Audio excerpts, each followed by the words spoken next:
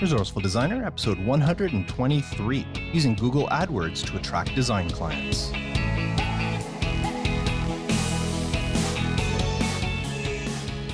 Welcome to the Resourceful Designer podcast, offering solutions to streamline your graphic and web design business so you can get back to designing. And now, your host. He's not a big fan of chewing gum, Mark Dickote. Welcome to the podcast. Thank you so much for joining me today. Now, if you're not already subscribed to the show, may I suggest downloading the Resourceful Designer app? It's available in both the Google Play and Apple app stores, and it's one of the easiest way to consume the podcast. You can download the episodes, listen to them on the go, and best of all, you can even favorite your episodes. So if there's certain episodes that you might want to go back to and listen in the future, you can put a star next to them, which will add them to your favorites list, so you can get back to them at any time. Now, I've had a good week so far. I've been keeping busy. I actually spent a little bit of time on the weekend cleaning my office. For the longest time now, my podcast mic has been clamped to my desk here. Ever since we repainted the room in the fall, I've had it clamped to my desk, and that means that the drawer or cabinet area on my desk here, where I keep my mixer and my other podcasting equipment, I haven't been able to close it because the door wouldn't close with the clamp in place. So I finally this weekend installed a little thing on my wall, and I've got a wall bracket, and now my mic is hooked up to my wall, so I'm able to put away all my podcast equipment whenever I'm not using it. I got a little hook for my headphones that's right underneath the mount for my microphone, so that when I'm not using my headphones, I can just hook them up there on this little hook, and everything is nice and tidy. So I did that on the weekend, tidied up my desk a little bit. Still looks kind of messy. I didn't get it as clean as I wanted. But the one thing I did do is I put up glamdring in my office. Now, if you're not familiar what glamdring is, it's the sword that Gandalf used in the Lord of the Rings movies. I'm a huge sword fanatic. I've got a collection, and this one sword, I believe this puts me at 30 swords that I have. Now, they're not all in my office. Actually, at one point they were, but I got a big sword rack, and I moved it into my rec room once that was finished. And I have several movie replica swords down there. But I just picked this one up a couple of weeks ago at a comic shop or a comic convention in my local area. I've been eyeing it for a long time, and I picked it up. And this past weekend, I put it up. It's right next to my window on the opposite side that I already had Legolas swords from the movie. And you know what the best thing is? Because I put it up in my office, I get to claim it on my taxes as an office expense for decorations. So I got the sword I wanted, and I get to claim it on my taxes. It's one of the benefits of being a home-based designer. Now, I have to tell you, this week's topic about using Google AdWords to track your design clients, I almost did away with it. In fact, this morning, I received an email from Elegant Themes, and I presume that a lot of you, if you're already a member of Elegant Themes, you got the same email talking about using Google AdWords for your WordPress business. And I thought, oh, great, that's the topic I was going to be talking about today. Should I just scrap the idea, go with something else? But I didn't have anything planned. And I read through their article and I went, you know what? They've got some good information, but it's not the exact same information that I'm sharing. Some of it kind of relates, but I might as well just go ahead with it anyways. Now, those of you who are not members of Elegant Themes are probably wondering what the heck I'm talking about here. And that's just their regular email that they send out. If you are a member of Elegant Themes, they send out emails talking about all stuff, web design, WordPress, and of course, Divi and that. And Elegant Themes, of course, being the creators of the Divi theme, which is the theme I use on most of my client websites. And if you're curious to check them out, visit resourcefuldesigner.com/Divi, and that'll give you 10% off your purchase. And yes, that is an affiliate link. I do make a commission if you do purchase that, but I highly recommend them. Anyways, moving along, I want to share the resource of the week with you. Now, this week's resource is one that I've shared in the past, but I want to talk a little bit differently about it today, and that resource is Backup Buddy. Now, I've mentioned before how I use Backup Buddy. It's installed on every single website I build for my clients, for myself. I have Backup Buddy, and what I love about it for its backups is that it does live backup. So if you make a change to the website, within seconds, Backup Buddy is already sending that information off to a remote server where the backups are kept, which is perfect for clients that have a blog, or if they have an e-commerce store and they're making changes to their sites. We know that the site is always backed up. So I love Backup Buddy for that. But what I wanted to mention today is that Backup Buddy has another feature that not many people know about, and that's its deployment feature. Now, I was reminded of this. I use this all the time, but it's not something I thought of really. It's just something I use. but I was reminded of it after a discussion in the Facebook group where somebody was talking about working on sites remotely in that. And I brought up the Backup Buddy actually has this feature.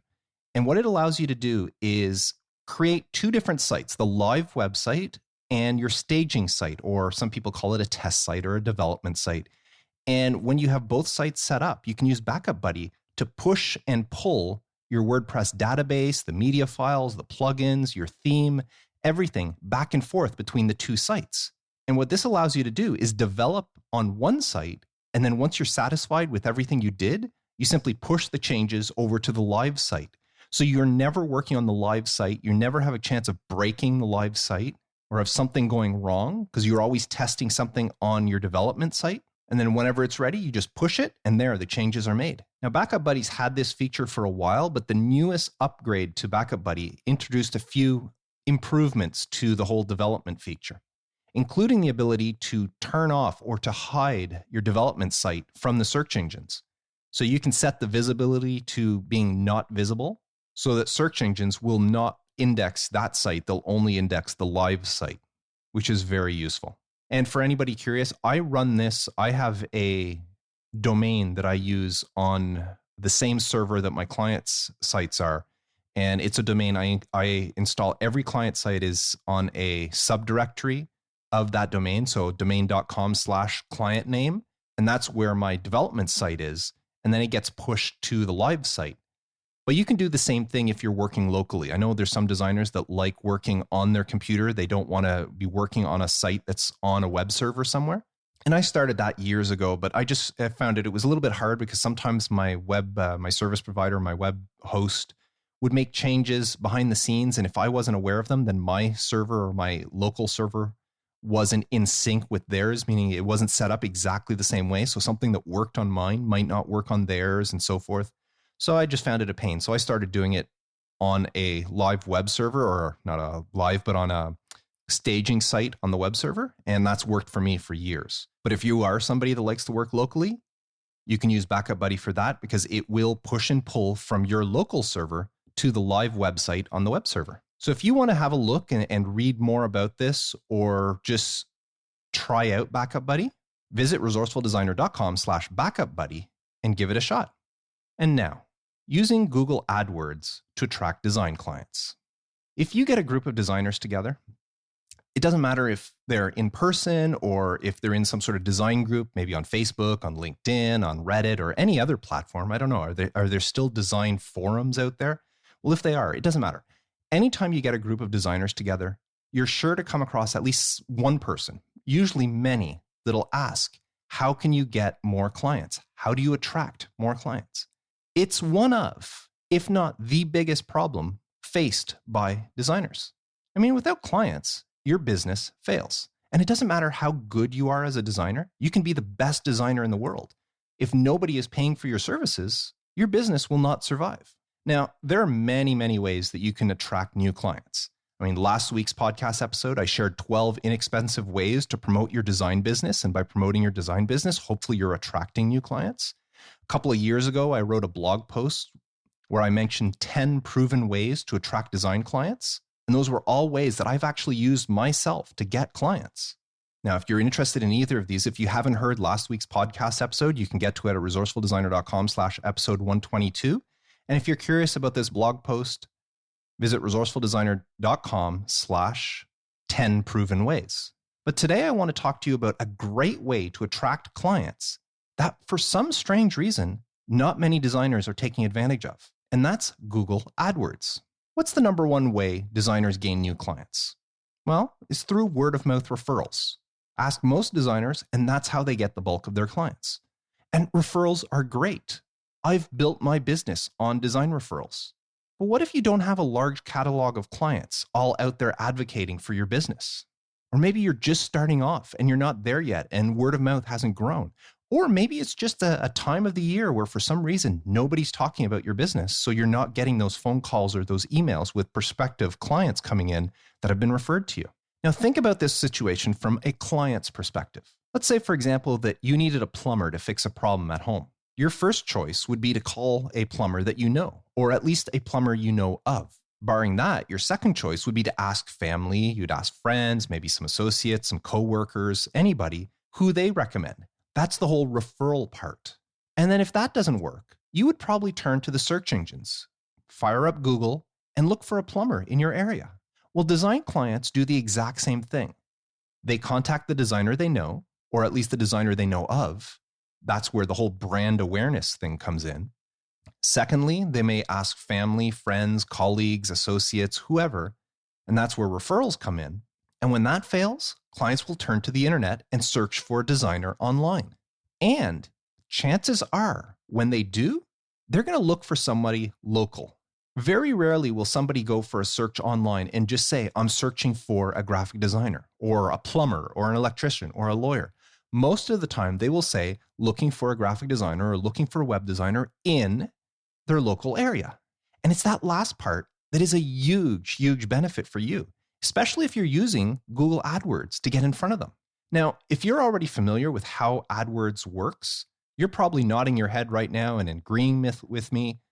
But I'm going to continue the rest of this podcast with the assumption that you're not familiar with Google AdWords. Now, just for the record, I just want to state that Google AdWords is not the only game in town.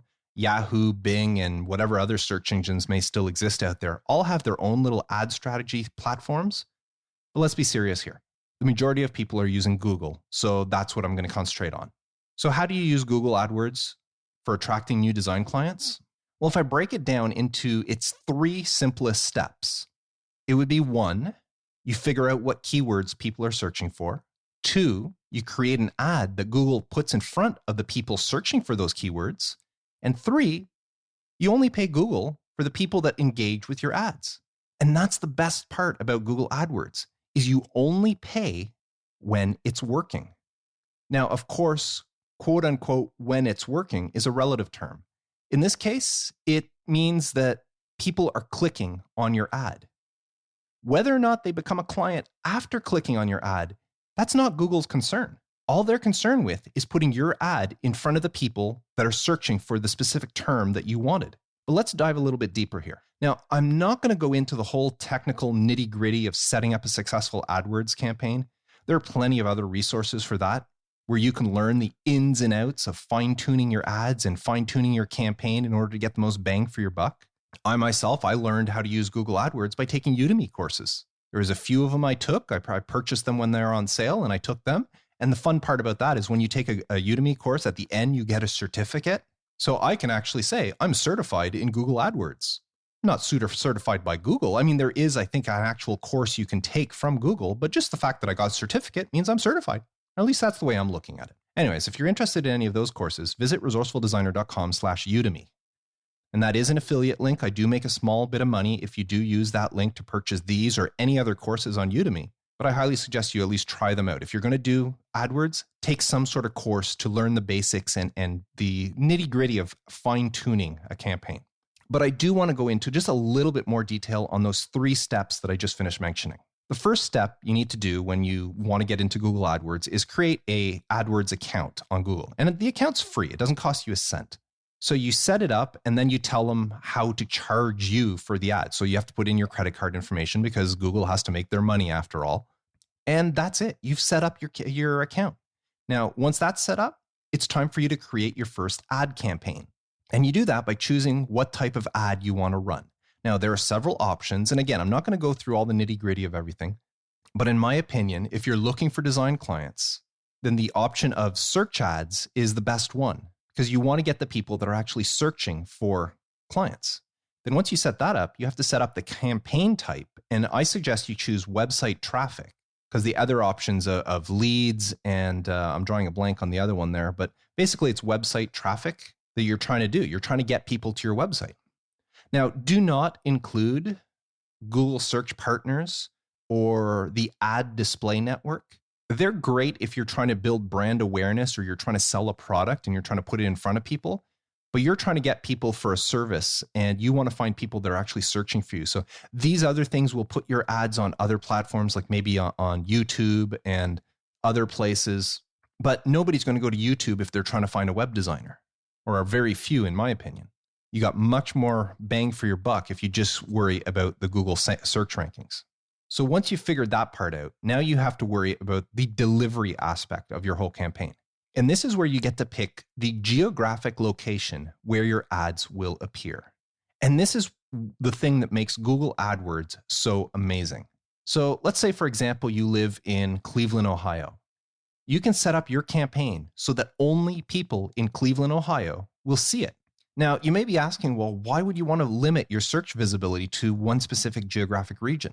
Well, let's say you set your campaign to all of the United States. Well, that means you're competing with every other person out there that has an ad across the United States for whatever chosen keyword that you're going after. And this can get quite expensive because I didn't really talk about it much, but the whole basis of Google AdWords is based on a bidding/auction type platform, meaning the person with the highest quality score for their ad and the person who is bidding the highest amount to get those clicks will usually be at the top of the search rankings. Now, of course, there's a lot more to it, and that's why I suggest you take a Udemy or some other course to get all those details.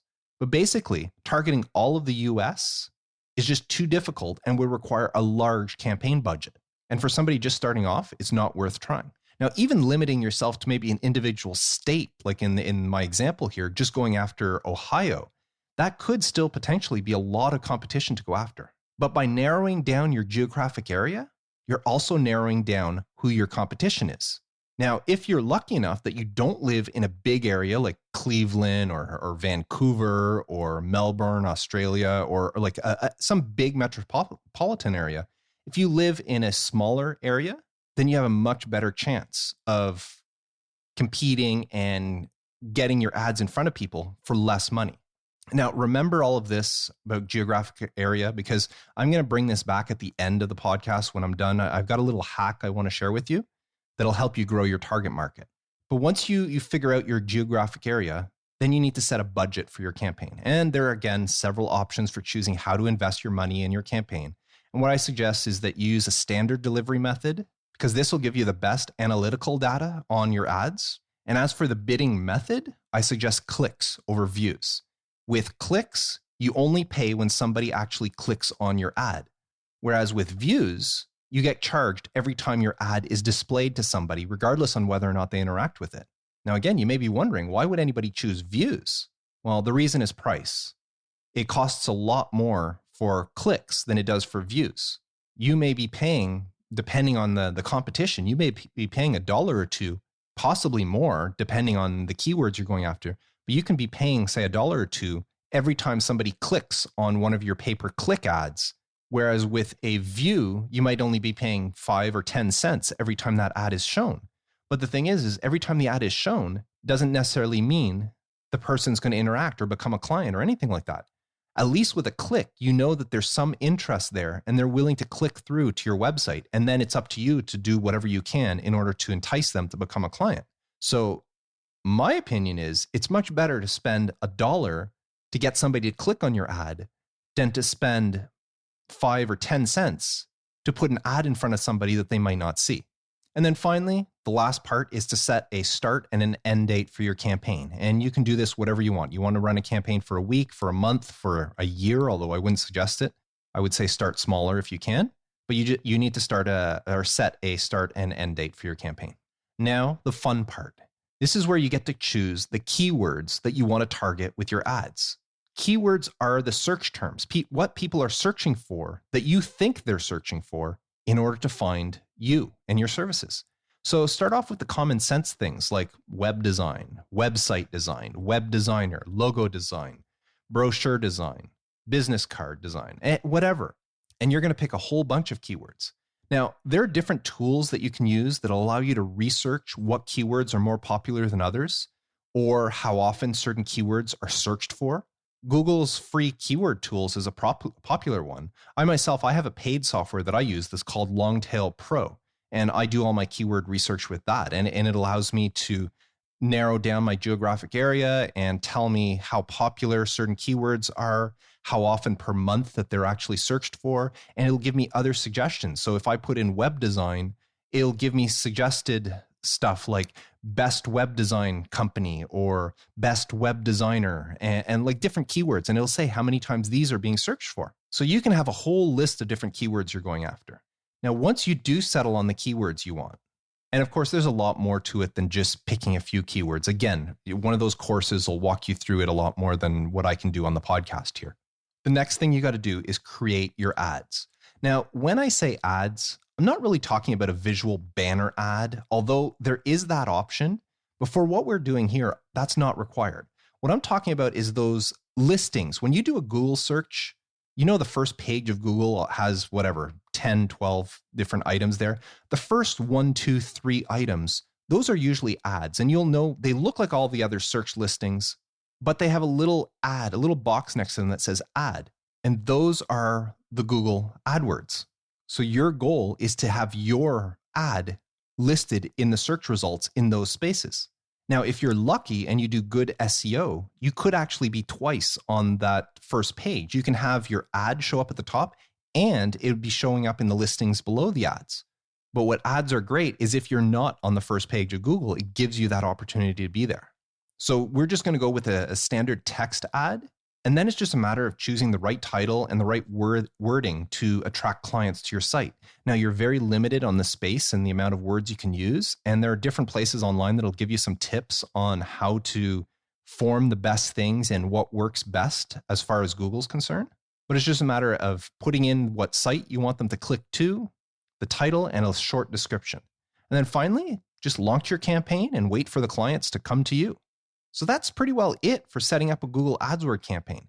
Now, there's a lot more to it, and I'm going to go through 5 different ways here that you can get the most out of your Google AdWords. Because even though Google AdWords is very, very easy to learn how to do it, there is a very steep learning curve if you want to get really, really good at it and not end up wasting money.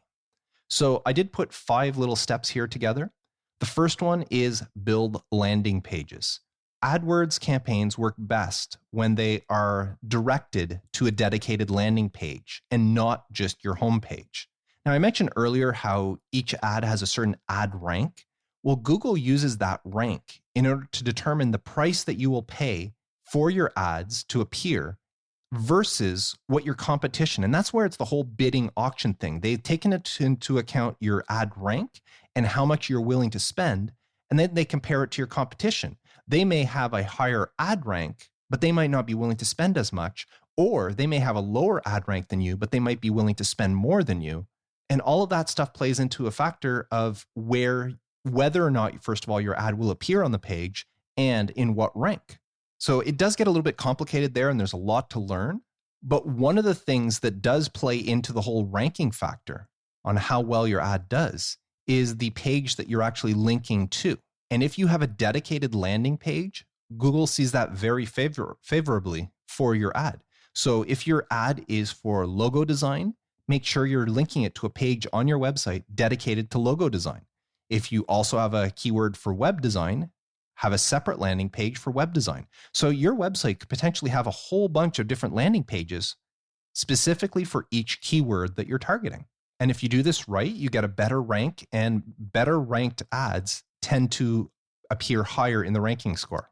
Now, number 2, the tip for getting the most out of your Google AdWords is to study your competition.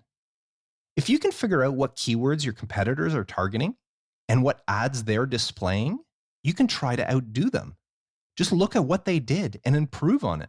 Now, keyword tools like the one by Google or Longtail Pro or many of the others out there, they can help you figure out the best keywords that you should be targeting, but they also allow you to enter in a URL and figure out what keywords that URL is targeting or would benefit from. So put in your competitors' websites and figure out what keywords would be the best. And if you can find some good keywords that they should be going after that they're not targeting, then you can target those and beat them at that part of the game. And if you're very lucky, none of your competitors will already be on Google AdWords and you'd be the only one, in which case, depending on your location, you might be the first person, the first search result that shows up every single time. And wouldn't that be amazing to have that happen every time somebody searches for a designer in your area? You're the very first thing at the top of the page. Don't you think that would help you get clients? Now, the third thing in order to improve your whole Google AdSense campaign is to split test. Google AdWords is not a set it and forget it type of thing. You should be studying the performance. You should be looking at your analytics and adjusting things on the go. For example, if you're getting a lot of traction, a lot of people engaging with the keyword web design, but for some reason, very few people are engaging with the keyword website design, then you should adjust your campaign accordingly to push more of your budget towards web design, or actually remove website design altogether from your campaign if it's not performing. So you can split test your keywords to see which ones are working best, and a little bit more money to this one than to that one, and split things that way. Now, another thing you can split test is your ads. You may have the keyword website design, and you can have 2 different ads with different wording for those ads. And then you can figure out which one of those, which ad copy is earning more clicks. If you have one of them that's performing 50% better than the other, then concentrate on it and get rid of the one that's not working as well. It all comes to conversion. So that's when I say you got to play with these things, is figure out which ones are working, and those are the ones you concentrate on. And then you create another one, split test some more, and see, is the new one that you create going to rank better? Maybe, maybe not. Now, number 4 is to link your AdWords account to your Google Analytics account. AdWords has some great tracking info built into it, and they tell you what's happening with your ad at every step, right up until the point when it's clicked on. But once somebody clicks on your ad, then Google AdWords loses track of them. But if you link your Google Analytics account to your AdWords account, then it follows seamlessly through, and you can follow what happens with your ads after they're clicked on. Are the people that are landing on your landing page, are they following through with your call to action, whatever it may be? Or are they bouncing and leaving the page within a few seconds? That is valuable information. If you know that people are willing to click on your ad link, but they're leaving after a few seconds on your landing page, you know you have to do something about your landing page. So make sure you link both the Google AdWords and your Google Analytics account.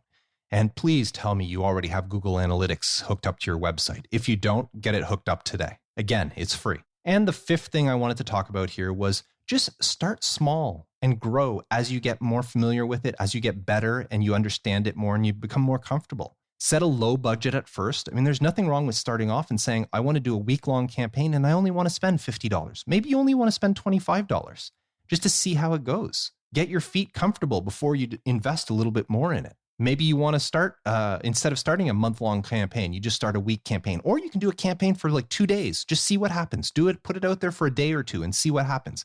Now, that's not a long testing period, but just start small. Don't go in there and say, oh, great, this is going to get me clients. I'm going to put $1,000 on here and set a month-long campaign and let's go and see what happens. That's a great way to blow your budget, especially if you're not testing things, you're not split testing, you're not doing your research. So check things out. Who knows? Maybe you start off and you realize that the keywords you're going after are not the best keywords to go after. And keep in mind, please, that I've been talking, when I've been mentioning keywords, I'm talking things like, web design or website design or logo design. Those are keywords, but you might want to be going after a little bit longer tail keywords. Like if you're in Cleveland, you might want to say web design in Cleveland, or web designer Cleveland, or logo design in Cleveland, or Cleveland logo design. The longer the keyword you can use, probably the cheaper it'll be for each click and the less competition there will be for it. So keep that in mind. You can go after, depending on your geographic location, you can go after some of the bigger keywords like web design and stuff like that. But you might want to add on some words there and target those people, because it's better to put your ad in front of 10 people that are targeting web design company in Cleveland, Ohio, and have no competition for that word, so that all 10 of them will see your ad and yours is the first one and they click on it, as opposed to just doing web design and maybe you do show up, maybe you don't, depending on the competition, or you'd be the 3rd or 4th ad down. So maybe you don't get the clicks because they've already clicked on the first couple. So the longer your keyword, the better it is. You might hit 100 people with the shorter keyword, but nobody's engaging. And you only hit 10 people with the longer keyword, but 2 or 3 of them are engaging. So again, it's all testing and trying things out. Now, finally, you remember back when I was talking about the geographic area and I mentioned that there'd be a little hack I'd share with you at the end? Well, here it is. I said you can target your ad campaigns to a certain geographic location, but that location doesn't actually have to be your location. In my examples, I've been using Cleveland, Ohio, but I don't know. I didn't check. I didn't test. Maybe there's a lot of competition in Cleveland, Ohio. Maybe there's a ton of designers there all using Google AdWords to try to drum up business. Well, if you're going to compete with that, it's going to be pretty tough for your ads to get up there to be seen without you spending a lot of money. Because remember I said it's kind of like an auction. The only way for you to be seen is to spend a lot more money. So instead of $1 or $2 per client, you might be spending $10 or $20 for everybody that clicks on your ad. And depending on your conversion rate, that might not be financially viable. If you get 10 people that click through on your ad and none of them become a client, you just spent $200 for 10 people not to become a client. So sometimes if you're in a big area like Chicago or Los Angeles or whatever, if you're in a big city, it might be a little bit tough to compete. But there's nothing wrong with you targeting other areas instead. Now, I did a quick Google Maps search here because I don't really know Cleveland. I don't know why I chose Cleveland. It's just the first thing that popped in my head whenever I said I need a bigger city for my example, and I wanted to use something in the US. Cleveland's the first thing that came to mind. But I just did a quick Google Maps search of Cleveland, and I see that surrounding Cleveland, there's places like Bedford Heights, there's Euclid, there's Olmsted's Falls, and plenty of other smaller communities. Well, instead of just targeting Cleveland, you can target those communities that are nearby. And chances are that somebody in Euclid that's looking for a web designer might not have a big opposition to working with somebody in Cleveland. I mean, especially, I don't know what the driving distance is. I didn't check, and it depends on what part of Cleveland you live in, but it could be viable for you to actually drive out and meet them in person. So even though you live in a certain area like Cleveland, you can choose keywords targeting these specifically, these smaller areas. And there's a very good chance that the competition will be much, much lower, which means your budget will go much, much farther. You can reach many more people because you're not paying as much per click because there's less people competing for those keywords. So that's a little trick. And you don't have to do it nearby if you want. I mean, you could live in Cleveland and you could target Chicago if you want. I know somebody that started doing something like this. They knew they were going to be moving. They lived in the state of, I think they lived in Georgia. I don't remember. They knew they were moving to a place in Florida, because the spouse, his wife was being transferred. So he was moving down to Florida with his wife. So he started targeting the area where he was going to be because he knew he was going to be moving there. It wasn't going to be for another, 4 or 5 months, but he immediately started targeting that area and picking up clients in that area through Google AdWords. So you don't have to target your immediate area. You can target anywhere you want with whatever keywords you want. It's something I want you to keep in mind, that if you live in a big community, target the outlying communities. Now, if you already live in a small community, then great. You can target your community, and there's a good chance you pick up a lot of that search traffic. So Google AdWords. So many designers are struggling to find design clients. And yet, this is such an inexpensive way to target exactly the people you want to work with. And it doesn't matter where you are in the world. Google AdWords will work.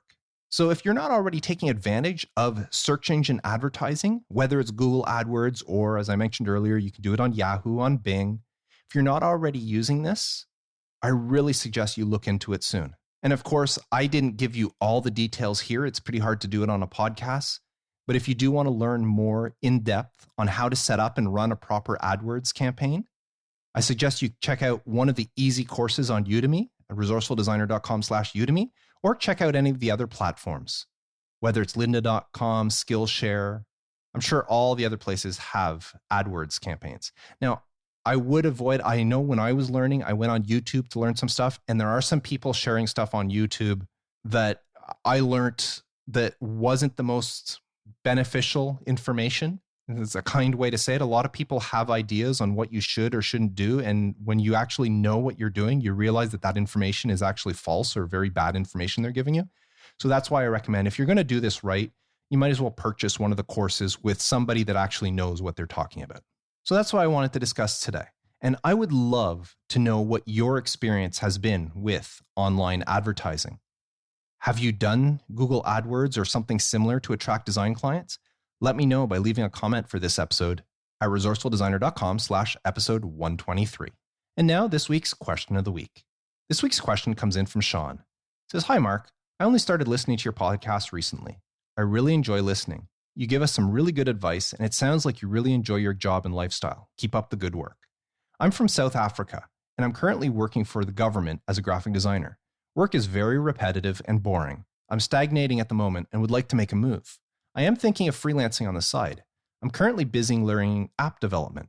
I heard you mention 99 designs, and I'm currently doing some designs. I feel like I'm lacking in creativity and skill, but this won't get me down. What would you suggest for someone that is in a creative rut? Any exercises that one can do to get back on the horse? Just wanted to say thank you for your advice and what you're doing. Keep it up. Well, thank you very much for your question, Sean. First thing that comes to mind is episode 12 of the podcast, resourcefuldesigner.com/episode 12, which was 6 ways to boost your creativity. So you could check that out. But the one thing I want to say is whenever in a creative rut, I've been through many over the years. I mean, they're a lot farther between nowadays, but I remember the time when there was times I just couldn't think of what to do for jobs and that. I mean, I'm working on a client job and I just couldn't come up with an idea for it. And the best advice I can give you is to look at other designs out there and try to copy them, try to learn from them. I don't mean copy something exactly, but learn styles. Look through books, look through magazines. I mean, it doesn't have to be design magazines. Look through any magazine that you might have sitting around. Look at the ads, try to figure out how they did them. Try to reproduce something, not necessarily for a client, but just for yourself. See if you can reproduce what they did. Look in the ads and figure out what you like, what you don't like. Some magazines will have some gorgeous ads and other ads are not very well designed. See if you can pick out what's wrong with some ads or how you would improve them. That's a game I love playing, whether it's a magazine or a billboard or I'm at a mall and I'm looking at a display. I always look to see what I really like about it and what sort of thing I would improve on if I was doing it. And sometimes when I see something that's really innovative, I'll look at it and say, okay, well, I really like the way they did that. How can I make it a little bit different? Or how can I incorporate that into something? So those are all different ways to get out of those lack of creativity times. Just study what's around you. I do this with everything, whether I go into a restaurant and I look at a menu, as I said, when I'm driving around, I'll look at billboards. Everywhere I am, I take an opportunity to study the design of things and figure out what I like about it, what I think works about it, what I don't like, what I think doesn't work about it, what I would keep the same, what I would do different. And through all of that, you're learning stuff. And then when it finally does come time for you to sit down and do something for a client, you can start thinking back to all these things. And sometimes something will come to you. You'll be starting something, you'll be drawing something, or maybe you'll be sketching it out on paper or doing something in Illustrator or Photoshop. And all of a sudden you'll think of something and go, I remember seeing something and it was kind of like this. You might not know exactly or remember the exact details, but it's in your mind and you'll get that creativity boost from it. And all of a sudden you'll create something that would have been based on the stuff that you saw, but not necessarily a copy or a ripoff of what you saw. So that's my best advice. Whenever anybody is in a creative rut, just take the time to study what's around you, look around, change your environment. That's a big one. Get out and about. Go around, walking around, looking at things. If you have an art museum, go spend some time at an art museum and just look at what different people have done. Again, not to steal, not to copy, but just for inspiration. And that always helps for me. Now, I want to touch on one thing here. I'm not sure exactly what you meant, Sean, when you said you've heard me mention 99 designs and you're currently doing some designs. I don't know if that means that you're on 99 designs, you're working for them. That's not something I condone. I might have mentioned 99 designs before, but it's not something I'm for. I'm not an advocate of the whole contest-driven design platforms like that. I think it's a little bit, I don't know if demeaning is the right word to use, but I don't like anything where designers are designing something for the chance of getting paid. And that's exactly what 99 Designs is. The only person who gets paid is the winning design. Every other designer out there is doing stuff for free. Yeah, some people might say, well, it's good experience. I'm creating some stuff. And I mean, good for you, but I would much rather just do stuff on my own than do that, because it just seems, in a way, it's very demeaning to the whole industry, in my opinion. So I just wanted to put out there that I might have mentioned 99 Designs before, but it's not something I recommend designers try. But I hope you do take the leap, Sean, and start your freelance on the side. I know many designers that have worked in government agencies, and they all say the same thing. The work gets very repetitive and very boring, and you start to stagnate after a while, and you start to lose your want and your desire. So it's a great thing if you do start freelancing, and who knows, maybe someday you'll be able to quit your government job and just do the freelance on your own, on the side, or full time. I mean, not just on the side, and that would be great.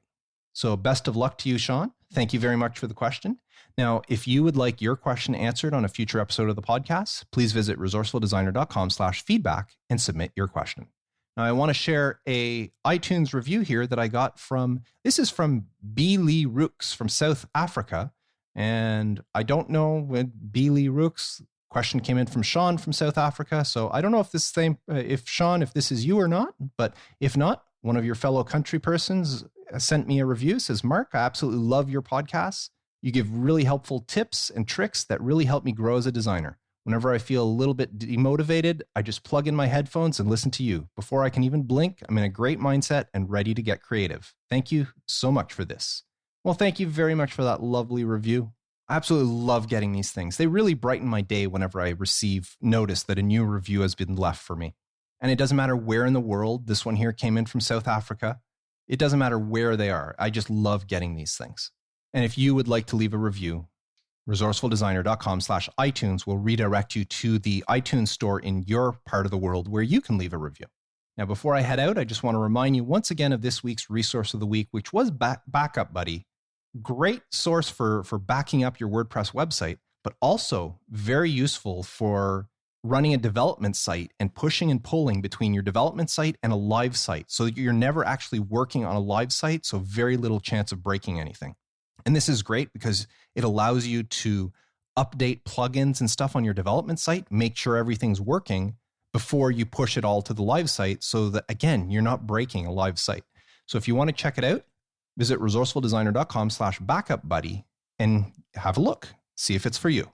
Now, before I go, I just want to thank everybody who is supporting Resourceful Designer on Patreon. I do appreciate your support, especially Pamela, the studio owner level supporter.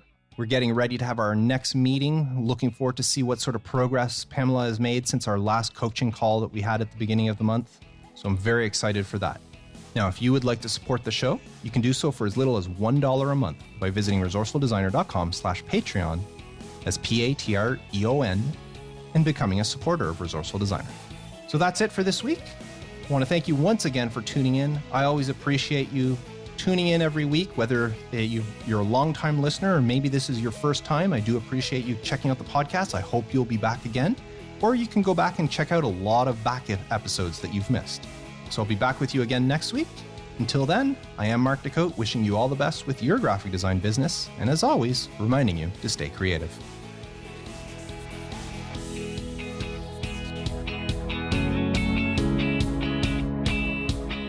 Thanks for listening to the Resourceful Designer podcast at resourcefuldesigner.com.